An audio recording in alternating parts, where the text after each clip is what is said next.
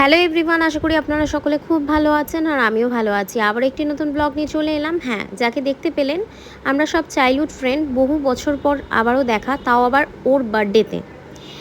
ওর বার্থডেটা আরও স্পেশাল করে তুললাম আমরা সবাই মিলে। আর দেখতেই পেলেন এখানে কেক কাটিংয়ের পর্ব এখন চলছে।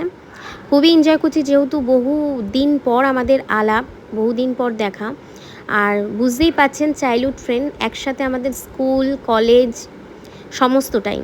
তো তারপরে এত বছর পর বিবাহিত জীবনের পরও যে আমাদের বন্ডিংটা ঠিক একদম অ্যাজ ইট ইজ একই আছে এখনও অবধি। সেরকম হয়তো কথাও হয় না, সেরকম দেখাও হয় না, কিন্তু বন্ডিংটা সেরকমই রয়ে গেছে। তাতে কোনো পরিবর্তন আসেনি, এটাই বলতে পারেন। আর সারা জীবন যেন এই বন্ডিংটা আমাদের এরকমই থাকে, আপনারাও আশীর্বাদ করবেন। আর তারপরে ও কেক কাটিং করে মজা করছিলাম, দেখতে পাচ্ছেন কতটা বড় একটা কেক ওর মুখে পুরে নিয়েছে।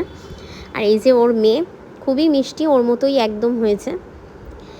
আর ওর এই বার্থডের দিনটা ও এক্সপেক্ট করতে পারিনি যে আমরা সকলে এত সুন্দরভাবে ওর বার্থডেতে এসে ওকে এতটা এনজয় করবো, ইভেন ওকে এত আনন্দ দেব।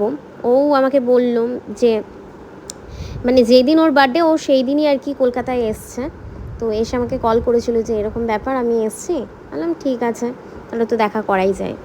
আর তারপরে এই যে দুজন আমাদের গ্রুপের মধ্যে, এই দুজনই এখন অবধি বাকি যে আনম্যারিড। এদের নাম রেখেছিলাম আমরা লাভ বার্ড।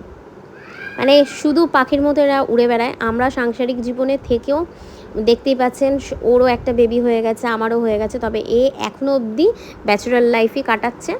তো এদেরও খুব তাড়াতাড়ি হবে। তো যাই হোক, একটু মজা করলাম। আমাদের এই গ্রুপটা এইরকমই যাতে সারা জীবন থাকে। তো ব্লগটা ভালো লাগলে লাইক, শেয়ার অ্যান্ড সাবস্ক্রাইব করতে ভুলবেন না। আজকের মতো এইটুকুই, আবারও দেখা হবে নেক্সট ব্লগে।